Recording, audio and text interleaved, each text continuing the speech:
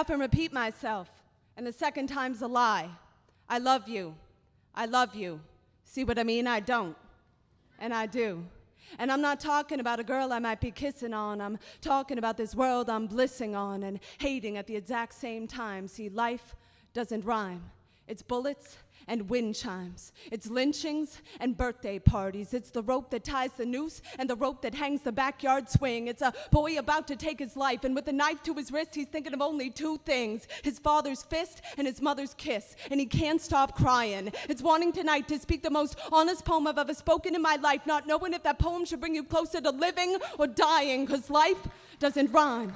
Last night, I prayed myself to sleep. Woke this morning to find God's obituary scrolled in tears on my sheets. Then walked outside to hear my neighbor erasing 10,000 years of hard labor with a single note of his violin. And the sound of the traffic rang like a hymn as the holiest leaf of autumn fell from a plastic tree limb. Beautiful and ugly, like right now I'm needing nothing more than for y'all to hug me. And if you do, I'm gonna scream like a caged bird. See, life doesn't rhyme. Sometimes love is a vulgar word. Sometimes hate calls itself peace on the nightly news. I've heard saints preaching truths that want to burn me at the stake. I've heard poets telling lies that made me believe in heaven.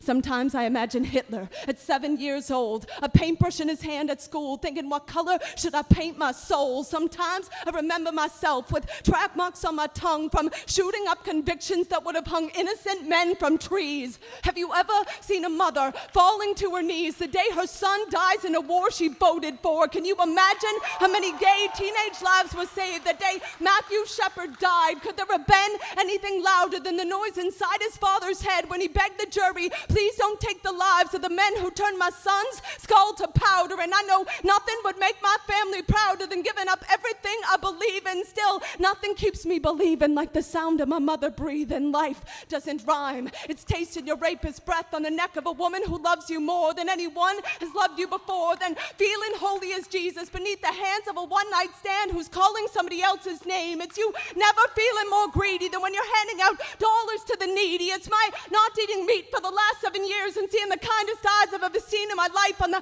face of a man with a branding iron in his hand and a beat-down baby calf wailing at his feet. It's choking on your beliefs. It's your worst sin saving your fucking life. It's the devil's knife carving holes in your soul so angels will have a place to make their way inside. Life doesn't rhyme, still life is poetry, not math. All the world's a stage, but the stage is a meditation mat. You tilt your head back, you breathe. When your heart is broken, you plant seeds in the cracks and you pray for rain, and you teach your sons and daughters there are sharks in the water, but the only way to survive is to breathe deep and dive.